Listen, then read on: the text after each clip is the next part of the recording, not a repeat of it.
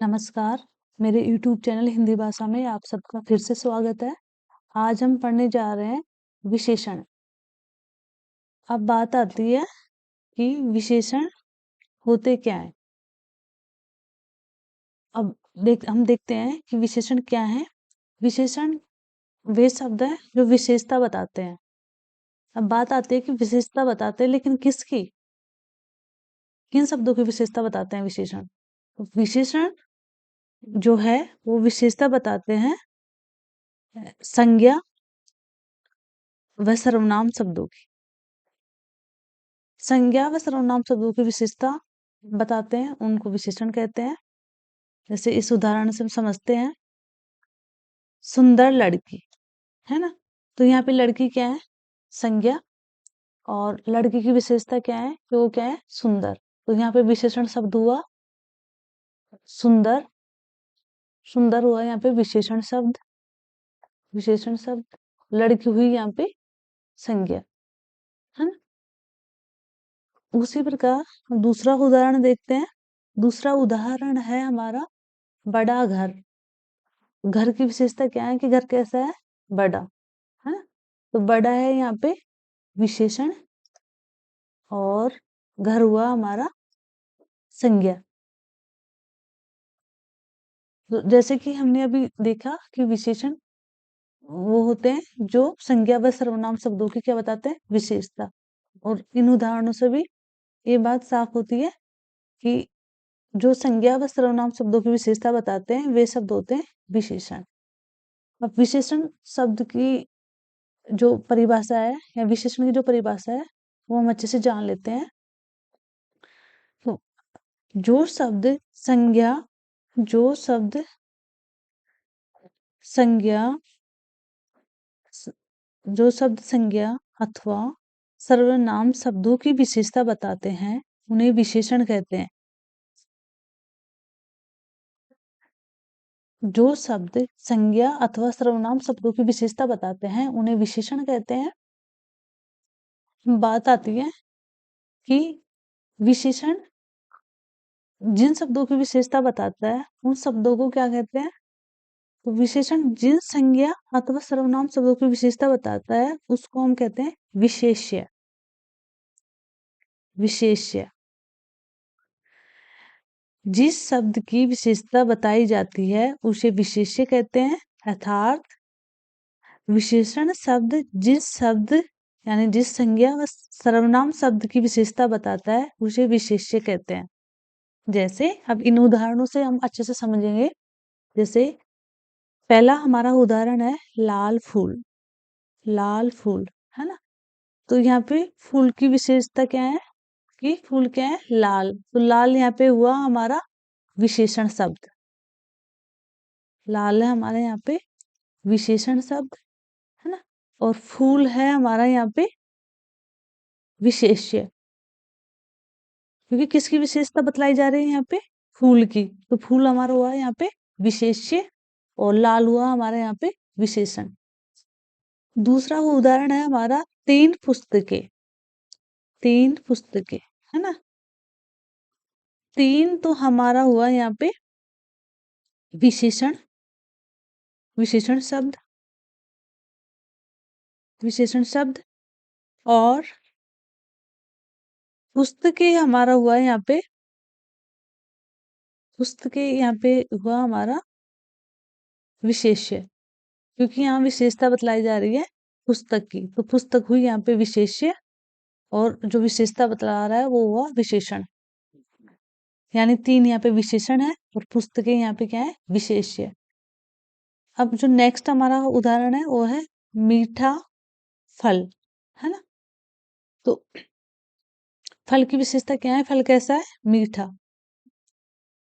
तो मीठा शब्द यहाँ पे होगा विशेषण। मीठा शब्द होगा यहाँ पे विशेषण और विशेषण और फल शब्द होगा हमारे यहाँ पे विशेष्य। फल होगा हमारे यहाँ पे विशेष्य। विशेष्य, है ना। अब नेक्स्ट है हमारा नीला आकाश। आकाश का रंग कैसा है? नीला। तो नीला है यहाँ पे विशेषण। विशेषण है हमारा यहाँ पे नीला, और आकाश हुआ हमारा विशेष्य। विशेष्य। एक बार फिर से हम परिभाषा इसकी समझ लेते हैं कि जिस शब्द की विशेषता बताई जाती है, अर्थात विशेषण शब्द जिस शब्द की विशेषता बताते हैं, जिस संज्ञा व सर्वनाम शब्द की विशेषता बताते हैं, वो शब्द होता है विशेष्य, है ना। और इन उदाहरणों के द्वारा अभी हमने समझाई, जैसे लाल फूल, फूल हो गया यहाँ पे विशेष्य, लाल हुआ विशेषण। 3 पुस्तकें, तो पुस्तकें यहाँ पे हुई विशेष्य, 3 हुआ यहाँ पे विशेषण। मीठा फल, तो फल हुआ यहाँ पे विशेष्य, और मीठा हुआ यहाँ पे विशेषण। उसी तरह नीला आकाश, तो आकाश हुआ यहाँ पे विशेष्य, और नीला हुआ यहाँ पे विशेषण, है ना। बात आती है कि क्या विशेषण शब्द संज्ञा व सर्वनाम शब्दों के पहले ही लगते हैं या बाद में भी लगते हैं, है ना। तो देखो यहाँ पे महत्वपूर्ण बिंदु, विशेषण शब्द जो है वो क्या करते हैं, संज्ञा व सर्वनाम शब्दों के पहले भी लगते हैं और बाद में भी लगते हैं, है ना। ये जरूरी नहीं है कि जो विशेषण शब्द है वो संज्ञा सर्वनाम शब्दों के पहले ही लगते हैं, है ना। कि जैसे बच्चे पूछते हैं कि मैम ये पहले ही लगते हैं, क्या ये बाद में नहीं लगते? तो ये पहले भी लग सकते हैं, ये बाद में भी लग सकते हैं। जैसे अभी समझते हैं हम। जैसे जैसे जैसे यहाँ पे हुआ काला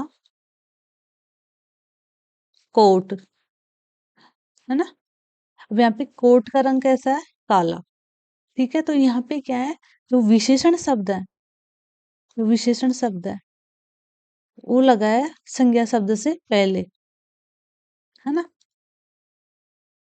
अब मैं आपको दूसरा उदाहरण समझाती हूँ। जैसे दूसरा उदाहरण है हमारा खीरा। खीरा कड़वा है। खीरा कड़वा है। अब इसमें देखोगे आप कि खीरे की विशेषता क्या है? कड़वा, है ना। तो खीरा यहाँ पे हुआ संज्ञा शब्द, खीरा है हमारा यहाँ संज्ञा शब्द, और कड़वा है हमारा यहाँ पे विशेषण। देखो संज्ञा शब्द के बाद आया ना विशेषण, और जो पहला हमारा उदाहरण है उसमें जो विशेषण है वो संज्ञा शब्द से पहले आया है। दूसरे उदाहरण में हमारा जो विशेषण है वो संज्ञा शब्द के बाद में आया है। तो ये चीज आपको जरूर ध्यान रखनी है कि विशेषण शब्द है वो संज्ञा संज्ञा व सर्वनाम शब्दों के पहले भी लग सकते हैं और बाद में भी। इसका जो थर्ड उदाहरण है वो भी हम देख लेते हैं अभी। थर्ड उदाहरण है इसका, यह रास्ता लंबा लंबा है। इसमें भी आपको ये जो विशेषण शब्द है लंबा, वो क्या है, रास्ते के बाद आया है ना। तो यहाँ पे भी क्या हुआ कि जो संज्ञा शब्द है उसके बाद विशेषण शब्दों का प्रयोग हो रहा है। तो ऐसा नहीं है कि विशेषण शब्द संज्ञा व सर्वनाम के पहले ही लगते हैं, ये बाद में भी लग सकते हैं।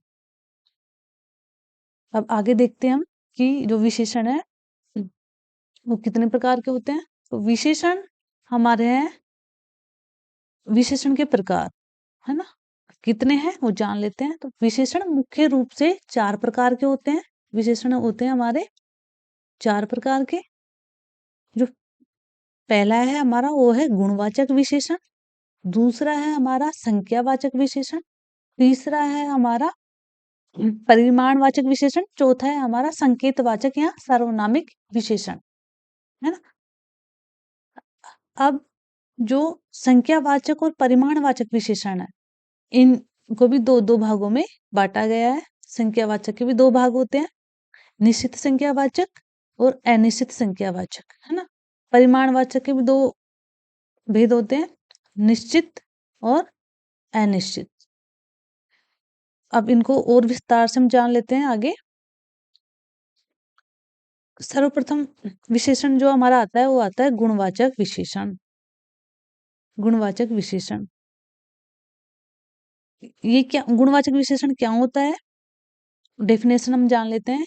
वे शब्द वे शब्द वे शब्द जो संज्ञा व सर्वनाम शब्दों के गुण, दोष, आकार, रंग, काल, दशा, दिशा, स्थान व अवस्था आदि का बोध कराए, उन्हें हम कहते हैं गुणवाचक विशेषण। है ना? वे शब्द जो संज्ञा व सर्वनाम शब्दों के गुण, दोष, आकार, रंग, काल, दशा, दिशा, स्थान व अवस्था आदि का बोध कराए, उन्हें गुणवाचक विशेषण कहते हैं।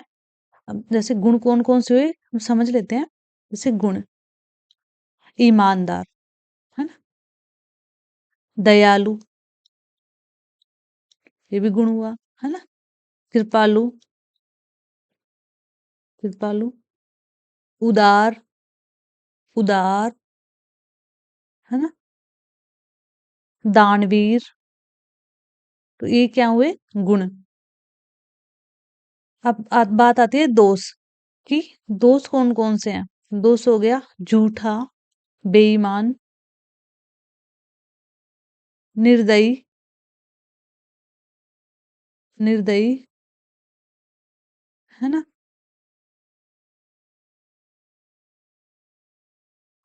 क्रूर। तो ये जो शब्द है वो कहीं पे भी अगर प्रयोग हो रहे हैं तो वहां पे हमारे कौन से विशेषण आएगा? वहां पे आएगा हमारा गुणवाचक विशेषण। अब बात आती है आकार की। आकार में कोई सा भी आकार हो सकता है, छोटा, आयताकार, है ना, चौकोर, चौकोर, है ना, लंबा, कोई सा भी आकार हो सकता है ना। उसी तरह रंग, रंग में कोई सा भी रंग आ सकता है, नीला, काला, पीला, हरा, पीला, गुलाबी, है ना, ये आ सकते हैं। ये सब भी किसके अंदर आएंगे? गुणवाचक विशेषण के अंदर। फिर आता है काल, जहां पे काल की बात होती है, जैसे प्राचीन, आधुनिक, नवीन, ऐतिहासिक, ऐतिहासिक, है ना। जहां पे काल की बात होगी तो वो वाला विशेषण भी किस में आएगा? गुणवाचक विशेषण में। फिर बात आती है दशा। दशा में नया, पुराना, सूखा, गीला,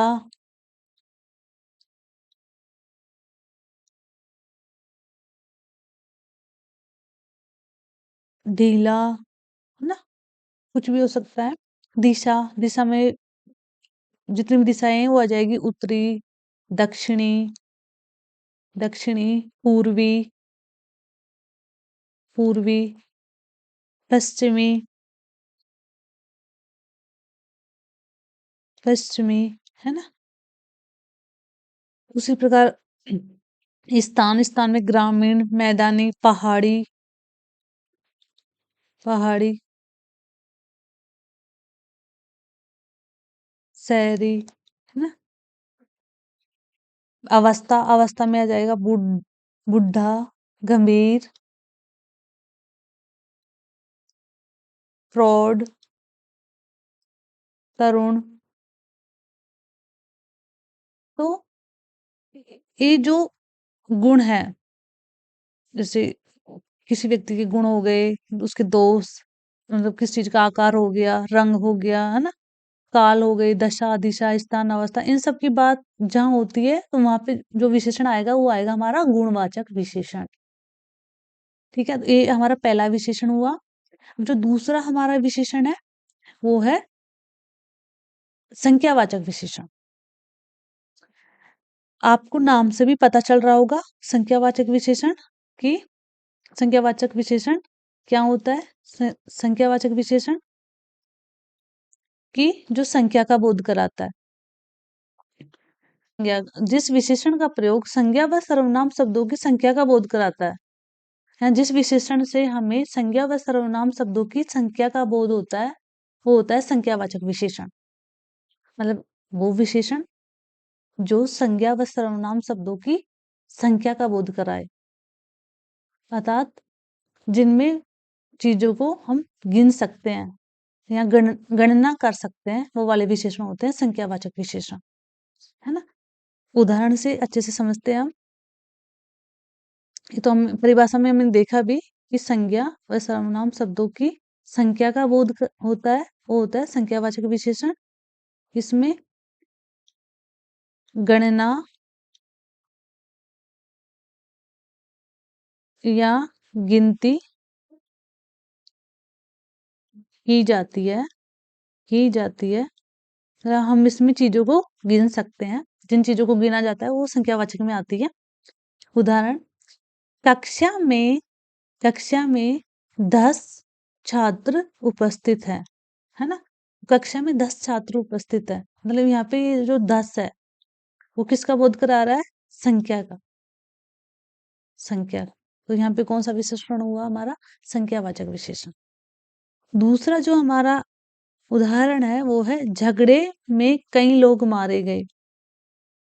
तो यहाँ पे लोग, कई लोग, तो ये भी क्या है? हमारा संख्या का बोध करा रहा है, क्योंकि लोगों को हम क्या कर सकते हैं? गिन सकते हैं, है ना। तो ये यहाँ पे भी क्या होगा हमारा?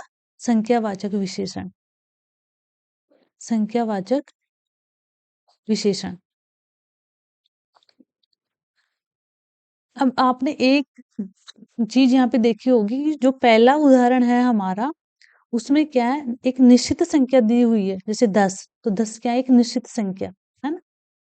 तो इससे पता चल रहा है कि यहाँ पे क्या है? निश्चित और अनिश्चित की भी बात आ रही है, क्योंकि पहला जो उदाहरण है उसमें निश्चित संख्या पता चल रही है, जो दूसरा हमारा उदाहरण है उसमें निश्चित संख्या पता नहीं चल रही है। जैसे झगड़े में कई लोग मारे गए, अब लोग तो मारे गए हैं, लेकिन वो कितने मारे गए हैं वो यहाँ पे नहीं दे रखा।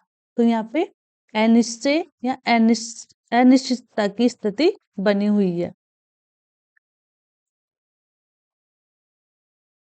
तो की स्थिति बनी हुई है ना। तो हम देखते हैं कि विशेष जो संख्यावाचक विशेषण है उसके कितने भेद हैं, आगे हम देखते हैं। तो अभी मैंने बताया आपको कि जो संख्यावाचक है उसमें जब दो एग्जाम्पल हमने पढ़े, उसमें एक में निश्चित संख्या दी हुई थी, एक में निश्चित संख्या नहीं दी हुई थी, है ना। तो इससे पता चल रहा था कि इसके भी दो भेद होंगे।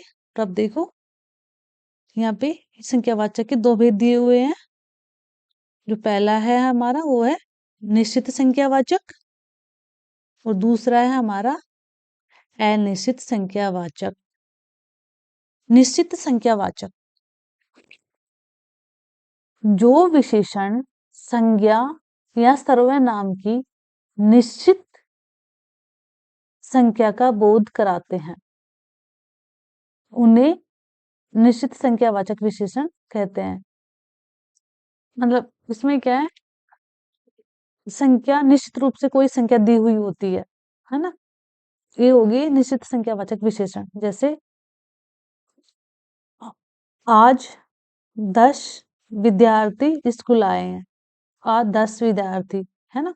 तो 10 क्या है यहाँ पे? निश्चित संख्या। उसी तरह सेकंड जो उदाहरण है हमारा, उसमें है मैंने 2 दर्जन केले खरीदे, है ना। 2 दर्जन, इसका तो 2 दर्जन में भी क्या है? एक निश्चित संख्या आ रही है। तो यहाँ पे हुआ हमारा निश्चित संख्यावाचक विशेषण, है ना। अब दूसरा जो हमारा उदाहरण है वो है अनिश्चित संख्यावाचक। मतलब इसमें क्या है? ये जो निश्चित संख्या का बोध नहीं कराता है, इसमें अनिश्चितता की स्थिति बनी रहती है। मतलब ये अस्पष्ट अनुमान कराते हैं किस चीज का?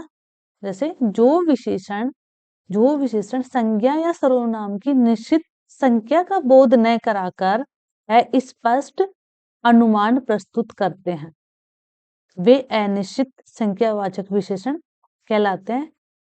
जैसे कुछ बच्चे मैदान में खेल रहे हैं। अब कुछ, यहाँ पे जो कुछ शब्द है, कुछ, हमें नहीं पता कि कितने बच्चे हैं जो मैदान में खेल रहे हैं। यहाँ पे बताया गया है कि कुछ बच्चे मैदान में खेल रहे हैं, वो 2 भी हो सकते हैं, 3 भी, 4 भी, हमें नहीं पता कि कितने हैं, है ना। तो ये जो कुछ शब्द है वो अनिश्चित अनिश्चित का बोध करा रहा है हमें, है ना? वैसे ही दूसरा उदाहरण हम देखें, मटके में थोड़ा पानी है कि कुछ बच्चे मैदान में खेल रहे हैं, तो यहाँ पे कुछ जो हमारा जो शब्द है वो अनिश्चित है, क्योंकि कुछ बच्चे मैदान में खेल रहे हैं। कुछ बच्चे वो कितने भी हो सकते हैं, 2, 4, 5 कितने भी, है ना? तो यहाँ पे भी क्या आएगा हमारा अनिश्चित संख्यावाचक विशेषण। दूसरा जो हमारा उदाहरण है, मटके में थोड़ा पानी है, तो ये परिमाणवाचक का उदाहरण है। बाय मिस्टेक यहाँ नोट हो गया, तो यहाँ पे परिमाणवाचक विशेषण आएगा, विशेषण। इस तो हम इसमें इसको नहीं देखेंगे, बाय मिस्टेक नोट हो गया यहाँ पे। दूसरा हमारा उदाहरण है, आज कम विद्या कम छात्र विद्यालय आए हैं, है ना? कम छात्र यानी वो 2 भी हो सकते हैं, है ना? या फिर 3 भी हो सकते हैं, कितने भी हो सकते हैं। तो कुछ शब्द हैं जो अनिश्चित के लिए प्रयोग किए जाते हैं, जैसे कुछ, कम, थोड़ा, अधिक, अधिक, ज्यादा, काफी,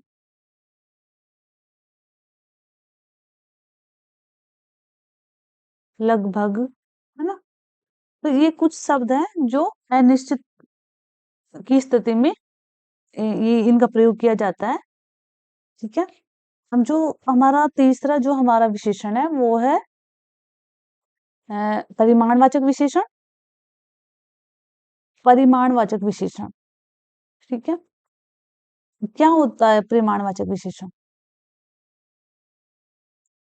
परिमाणवाचक विशेषण वो होता है जो माप तोल का बोध कराता है। किसकी माप तोल? तो संज्ञा व सर्वनाम की, है ना? तो पहले परिभाषा देख लेते हैं। जो संज्ञा या सर्वनाम के परिमाण यानी मात्रा या नाप तोल का क्या कराता है? बोध कराते हैं, उन्हें हम क्या कहते हैं? परिमाणवाचक विशेषण। यानी जो विशेषण संज्ञा या सर्वनाम के परिमाण यानी उनकी जो नाप तोल का बोध कराते हैं, उन्हें परिमाणवाचक विशेषण कहते हैं। अर्थात जिन चीजों को नापा या तोला जा सकता है या वो किस में आएगी? परिमाणवाचक में, है ना? इसमें जो हमारा उदाहरण है वो है, इसमें जो हमारा उदाहरण है, उदाहरण वह कुछ पानी बाकी है ना? पानी को क्या कर सकते हैं हम? नाप सकते हैं, है ना? भिखारी को थोड़ा आटा दे दो, है ना? आटे को हम तोल सकते हैं। श्याम प्रतिदिन 1 लीटर दूध पीता है ना? दूध है उसको हम नाप सकते हैं, है ना? तो जिन चीजों को नापा व तोला जाता है, वो सारी चीजें किस में आती है? परिमाणवाचक विशेषण में, है ना? जिन चीजों को नापा या तोला जाता है या जो विशेषण है वो संज्ञा सर्वनाम की नाप या तोल का बोध कराते हैं, उन्हें परिमाणवाचक विशेषण कहते हैं। इसके भी 2 भेद होते हैं, परिमाणवाचक विशेषण के भी 2 भेद होते हैं, निश्चित परिमाणवाचक, अनिश्चित परिमाणवाचक। पहले बात कर लेते हैं हम निश्चित परिमाणवाचक की, कि जो विशेषण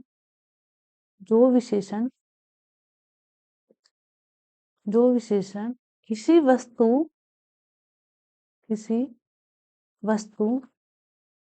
या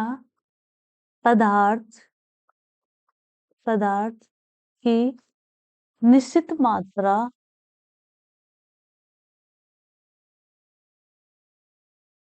निश्चित मात्रा या माप तोल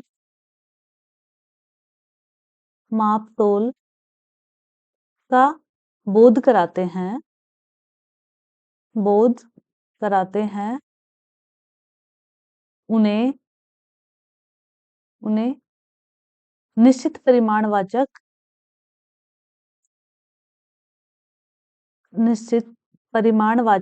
विशेषण परिमाणवाचक परिमाणवाचक विशेषण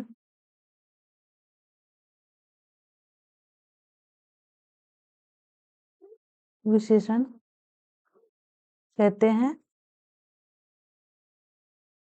जैसे जैसे 5 मीटर कपड़ा 5 मीटर कपड़ा 1 किलो घी 1 किलो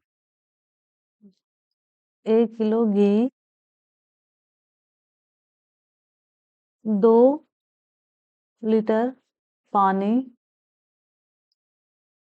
आदि। अब आप यहाँ पे देखिए, मैंने यहाँ पे लिखा 5 मीटर कपड़ा, है ना? तो हमें जो कपड़ा है उसकी निश्चित मात्रा पता है, जो कपड़ा कितना है 5 मीटर, है ना? 1 किलो घी, तो घी की भी निश्चित मात्रा हमें पता है ना? घी कितना है 1 किलो, है ना? और घी को हम तोल भी सकते हैं, कपड़े को हम नाप सकते हैं, है ना? 2 लीटर पानी, पानी को भी हम माप सकते हैं, और पानी की भी हमें निश्चित मात्रा पता है कि पानी कितना है हमारे पास 2 लीटर, है ना? तो जो विशेषण किसी वस्तु या पदार्थ की निश्चित मात्रा या मापतोल का बोध कराते हैं, वो होता है निश्चित परिमाणवाचक विशेषण, है ना? अब दूसरा है हमारा अनिश्चित परिमाणवाचक विशेषण, कि जिसमें विशेषण जो विशेषण किसी वस्तु या पदार्थ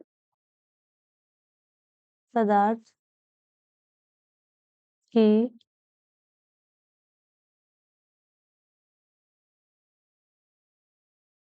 निश्चित मात्रा या नाप तोल का बोध नहीं कराते हैं वहाँ अनिश्चित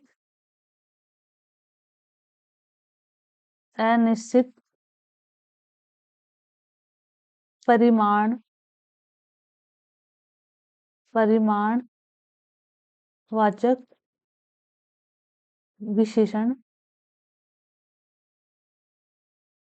विशेषण होता है। जैसे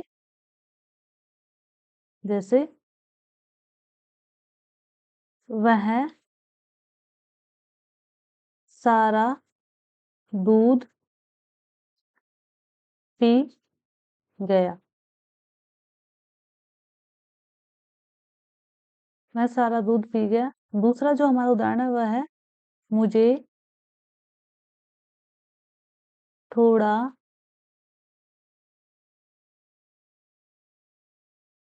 अचार दे दो, है ना? अब यहाँ पे देखो, वह सारा दूध पी गया, है ना? तो दूध को हम क्या कर सकते हैं, नाप सकते हैं, तोल सकते हैं, लेकिन उसकी मात्रा हमें यहाँ नहीं पता, निश्चित मात्रा कि मतलब एक्चुअल में दूध है कितना, है ना? उसी तरह मुझे थोड़ा अचार दे दो, अचार को भी हम तोल सकते हैं, लेकिन यहाँ बोला है कि थोड़ा, है ना? यहाँ पे थोड़ा शब्द का प्रयोग हुआ है, तो थोड़ा वो कितना भी हो सकता है, 100 ग्राम, 150 ग्राम, 200 ग्राम, है ना? और यहाँ पे जो पहला हमारा उदाहरण है वो है, वह सारा दूध पी गया। सारा दूध, हमें सारा शब्द से पता नहीं चल रहा कि वो सारा दूध कितना है ना? कितने लीटर है या कितने किलो है, कुछ भी। तो यहाँ पे अनिश्चित की स्थिति बनी हुई है, इसलिए यहाँ पे हमारा हुआ अनिश्चित परिमाणवाचक विशेषण। अब एक चीज आती है, जैसे कि एक जगह बच्चे ना बहुत कंफ्यूज हो जाते हैं, वो है कि 1 दर्जन केले, जैसे 1 दर्जन केले, दूसरा है 1 किलो केले। बच्चों को कई बार कन्फ्यूज करने के लिए कई बार ऐसे प्रश्न पूछ लिए जाते हैं एग्जाम वगैरह में कि बताओ इनमें कौन सा विशेषण आएगा, है ना? 1 दर्जन केले, 1 किलो केले में। तो बच्चे क्या करते हैं, या तो संख्यावाचक रहेंगे या फिर दोनों में परिमाणवाचक। आपको बता दूं मैं कि जो 1 दर्जन केले हैं उसमें आएगा संख्यावाचक, निश्चित संख्यावाचक विशेषण, निश्चित संख्यावाचक विशेषण, संख्यावाचक। और जो 1 किलो केले हैं उसमें आएगा निश्चित परिमाणवाचक विशेषण, परिमाणवाचक विशेषण। अब देखो दोनों में फर्क इतना है कि 1 दर्जन केले, तो हमें पता है 1 दर्जन में कितने केले होते हैं, 12, तो हम उनको गिन सकते हैं, है ना? दूसरा है 1 किलो केले, 1 किलो केले पता नहीं उसमें 5 केले भी हो सकते हैं, 6 भी हो सकते हैं, 7 भी, उनको हम गिन नहीं सकते, है ना? बस इतना पता है कि 1 किलो केले हैं। और इसमें क्या है, हम चीज केलों को क्या कर रहे हैं, तोड़ रहे हैं, है ना? तो जिस विशेषण में चीजों को गिना जा सकता है, जिसमें उनकी गिनती की जा सकती है, वो होता है संख्यावाचक विशेषण। और जिसमें चीजों को तोला जाता है या मापा जाता है, वो होता है परिमाणवाचक विशेषण। इसलिए 1 दर्जन केले में आएगा हमारा निश्चित संख्यावाचक विशेषण, है ना? और 1 किलो केले में जो हमारा विशेषण आएगा वो आएगा निश्चित परिमाणवाचक विशेषण। इस चीज को जरूर ध्यान देना है, मोस्ट इम्पोर्टेंट है, इम्पोर्टेंट, है ना? अब जो चौथा हमारा विशेषण है वो है संकेतवाचक या सार्वनामिक विशेषण, संकेतवाचक या सार्वनामिक विशेषण। पहले हम इसकी परिभाषा देख लेते हैं। जो विशेषण किसी व्यक्ति, वस्तु या स्थान की ओर इशारा करते हैं, इसमें सर्वनाम शब्द संज्ञा के स्थान पर आने की बजाय संज्ञा के पहले लगकर उसकी विशेषता बताते हैं। सरल भाषा में हम बात करें तो इसमें क्या होता है कि जो सर्वनाम शब्द है वो संज्ञा शब्दों के स्थान पे न आकर संज्ञा शब्दों से पहले ही इनका प्रयोग किया जाता है, या उनसे पहले संज्ञा शब्दों से पहले लगकर ही संज्ञा शब्दों की क्या बताते हैं, विशेषता बताते हैं। इसलिए इसको क्या बोलते हैं हम, सार्वनामिक विशेषण या संकेतवाचक विशेषण, क्योंकि ये संज्ञा शब्दों के पहले लगकर संज्ञा शब्दों की विशेषता बताता है। तो एक तरह से वो संज्ञा शब्दों की तरफ क्या कर रहा है, संकेत कर रहा है, इशारा कर रहा है ना? अब एक चीज जो मुझे यहाँ पे आपको बतानी है कि जो सर्वनाम शब्द है हमारे, जो हमारे 6 सर्वनाम है, उनमें पुरुषवाचक, पुरुषवाचक व निजवाचक, निजवाचक सर्वनाम को छोड़कर,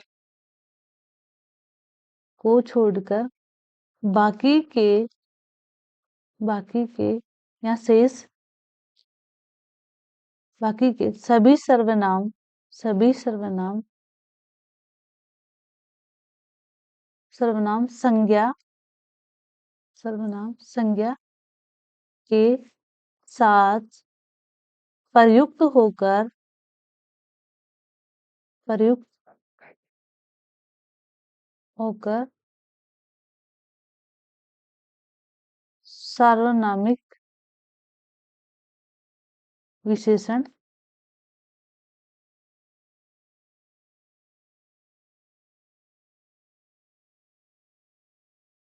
बन जाते हैं,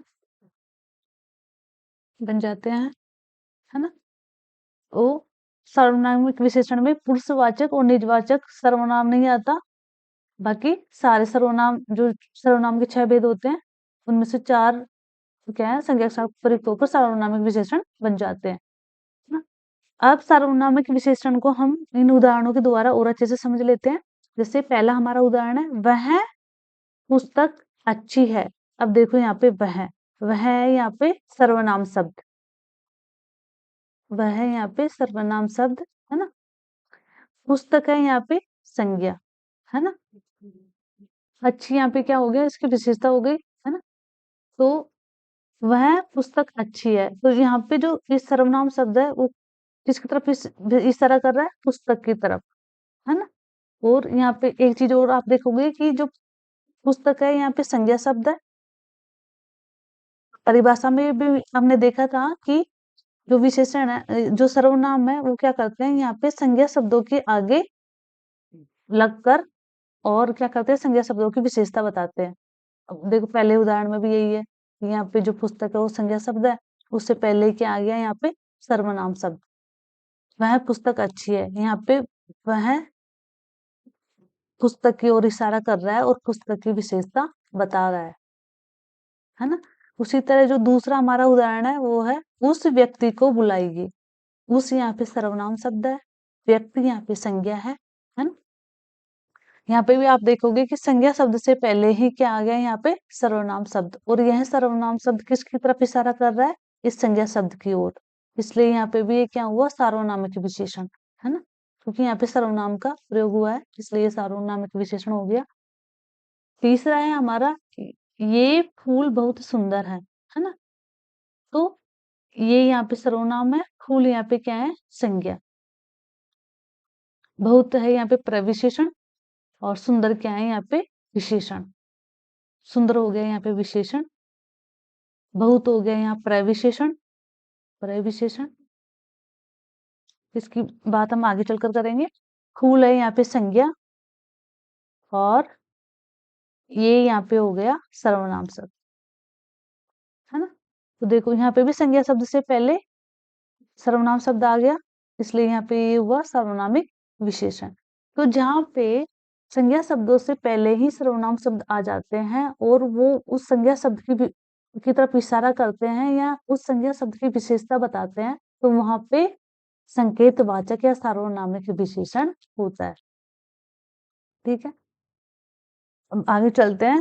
बात आती है प्रविशेषण की। जैसे कि हमने अभी पढ़ा, अभी यहाँ पे भी मैंने प्रविशेषण की बात करी थी कि बहुत में यहाँ पे क्या है, जैसे देखो बहुत में यहाँ पे मैंने बताया था आपको कि प्रविशेषण है यहाँ पे ना, प्रविशेषण, प्रविशेषण। अब प्रविशेषण होते क्या है वो अब हम जानते हैं। प्रविशेषण वो होते हैं, प्रविशेषण वो होते हैं जो विशेषण की विशेषता बताते हैं।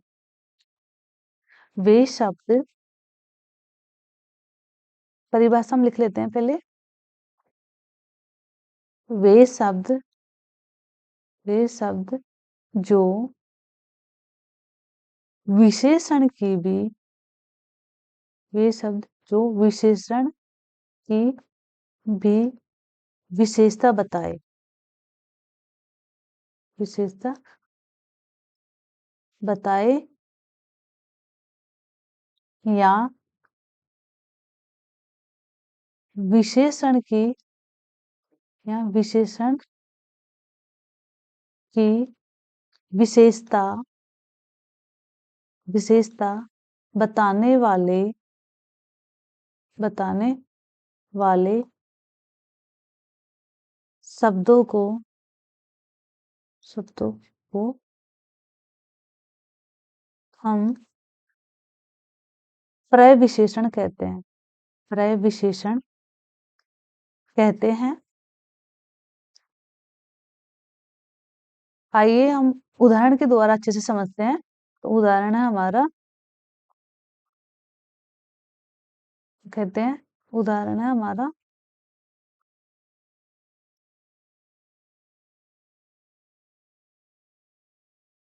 अनु बहुत, अनु बहुत सुंदर लड़की है। अनु बहुत सुंदर लड़की है ना। अब यहाँ पे देखो, अनु व्यक्तिवाचक संज्ञा, है ना। बहुत सुंदर हो गया यहाँ पे विशेषण, विशेषण। बहुत हो गया यहाँ पर्याय विशेषण, पर्याय विशेषण। और लड़की, लड़की हो गई यहाँ पे जातिवाचक संज्ञा, संज्ञा, है ना। तो यहाँ पे सुंदर है विशेषण शब्द, लेकिन विशेषण शब्द से आगे जुड़ गया यहाँ पे बहुत शब्द। तो बहुत यहाँ पे हुआ प्रविशेषण, यानी जो विशेषण की भी विशेषता बताए। तो यहाँ पे बहुत शब्द है, वो किसकी विशेषता बता रहा है, विशेषण शब्द की, इसलिए यहाँ पे ये क्या हुआ, प्रविशेषण। दूसरा उदाहरण हम देखते हैं। राम बड़ा ईमानदार, ईमानदार व्यक्ति है। तो यहाँ पे जो बड़ा शब्द है वो क्या है, प्रविशेषण, और ईमानदार है यहाँ पे विशेषण शब्द, विशेषण शब्द, है ना। तो जहाँ पे बहुत, ज्यादा, बड़ा, है ना, इन शब्दों का जहाँ प्रयोग होता है तो वहां होता है प्रविशेषण। यानी जो, जैसे दूध बहुत अधिक गर्म है ना, पानी, यह पानी बहुत अधिक ठंडा है ना, वह बहुत लंबा है, या वो बहुत सुंदर है। तो ये सब क्या है, प्रविशेषण। यानी जो शब्द विशेषण की भी विशेषता बताए वो होते हैं प्रविशेषण, है ना। आशा करती हूँ आपको प्रविशेषण समझ आ गया होगा। अब आगे चलते हैं हम। अब बात आती है अवस्था, है ना। तो अवस्था क्या होती है ये जान लेते हैं पहले हम। अवस्था क्या होती है, अवस्था, है ना। तो पहले परिभाषा देख लेते हैं। विशेषण की तुलनात्मक स्थिति को क्या कहते हैं हम, अवस्था। विशेषण की तुलनात्मक स्थिति को हम क्या कहते हैं, अवस्था। मतलब इसमें क्या होता है, ये संज्ञा और सर्वनाम शब्दों में क्या की जाती है, आपस में तुलना की जाती है। लेकिन इससे पहले इसके भेद देख लेते हैं हम कि वो भेद कौन कौन से हैं। तो विशेषण की जो तीन अवस्थाएं, तीन भेद होते हैं, वो है, पहला है मूलावस्था, दूसरा है उत्तरावस्था, और जो तीसरा है वो है उत्तमावस्था, है ना। अब पहले देखते हैं मूलावस्था कि मूलावस्था क्या होती है। इसमें क्या होता है कि जो संज्ञा व सर्वनाम शब्द है उनकी सामान्य जो स्थिति है उसकी बात की जाती है। संज्ञा व सर्वनाम शब्दों की सामान्य स्थिति की बात की जाती है, सामान्य स्थिति की बात की जाती है। जैसे, जैसे सीता अच्छी लड़की है। तो ये एकदम साधारण वाक्य हो गया कि सीता अच्छी लड़की है ना, कि वो लड़की सीता नाम की, वो क्या है, अच्छी है, ठीक है। तो ये तो हो गई हमारी मूलावस्था का उदाहरण हो गया। दूसरी जो हमारी अवस्था है वो है उत्तरावस्था। इसमें क्या होता है, दो संज्ञा व सर्वनाम शब्दों की तुलना की जाती है। इसमें क्या होता है, दो संज्ञा या दो सर्वनाम शब्द में आपस में क्या की जाती है, तुलना की जाती है। जैसे, जैसे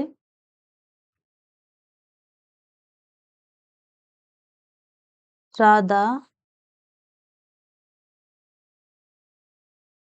गीता से अधिक बुद्धिमान, बुद्धिमान है। अब इसमें क्या है, दो लड़कियों में आपस में क्या करी है, तुलना करी है, दोनों का कंपैरिजन करा है। और इसमें बोला कि राधा गीता से अधिक क्या है, बुद्धिमान। तो जहाँ पे दो संज्ञा व दो सर्वनामों के बीच तुलना की जाती है वहां पे होती है विशेषण की उत्तरावस्था, है ना? तीसरा जो हमारा तीसरी जो हमारी अवस्था है वो है उत्तमावस्था।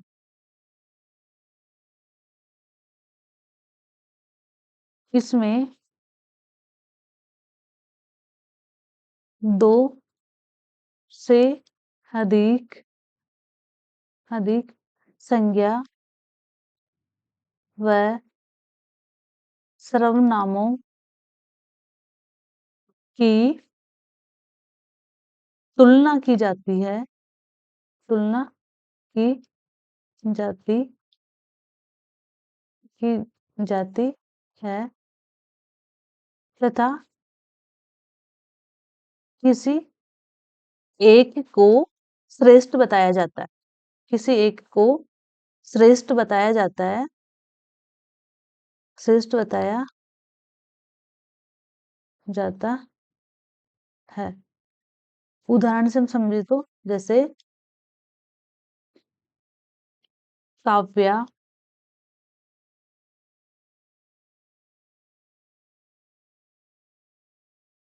कक्षा 7 की सबसे होनहार होनहार छात्रा है, छात्रा है। तो इसमें क्या करा है, इस लड़की की जो काव्या है इसकी तुलना किससे करी है, पूरी क्लास के बच्चों से करी है और इसमें इस काव्या को सबसे श्रेष्ठ बताया गया है। तो जहाँ पे 2 से अधिक संज्ञा और सर्वनामों की तुलना की जाती है और किसी एक को श्रेष्ठ बताया जाता है, वहां पे होती है उत्तमावस्था। जहाँ 2 संज्ञा व 2 सर्वनामों के बीच तुलना की जाती है, वहां होती है उत्तरावस्था। और जहाँ पे संज्ञा व सर्वनाम शब्दों की एक सामान्य स्थिति होती है, वहां होती है मूलावस्था। तो ये जो 3 अवस्थाएं हैं वो विशेषण की तीनों अवस्थाएं हुई हमारी, मूलावस्था, उत्तरावस्था और उत्तमावस्था। 2-3 उदाहरण है, उनसे थोड़ा सा अभ्यास कर लेते हैं हम। अब देखिए, यहाँ आप पहचाने कि इनमें कौन कौन से विशेषण आएंगे। जैसे बड़ी बिल्ली जल्दी दौड़ी, बड़ी बिल्ली जल्दी दौड़ी। तो यहाँ बताओ इसमें कौन सा विशेषण होगा। तो यहाँ पे बिल्ली हो गई हमारी संज्ञा, यहाँ संज्ञा शब्द हो गया बिल्ली और बड़ी है यहाँ पे विशेषण शब्द। क्योंकि बिल्ली की विशेषता क्या है, बिल्ली कैसी है, बड़ी, तो बड़ी यहाँ पे हुआ हमारा विशेषण शब्द। मेरे 3 दोस्त आए, मेरे 3 दोस्त आए, दोस्त यहाँ पे हो गए संज्ञा शब्द और 3 हो गए यहाँ पे विशेषण। विशेषण में भी यहाँ पे होगा निश्चित संख्यावाचक विशेषण, है ना। तीसरा जो हमारा उदाहरण है वो है सुंदर फूल खिले। तो फूल हो गया हमारा यहाँ पे संज्ञा शब्द और सुंदर हो गया हमारा यहाँ पे विशेषण। ठीक है,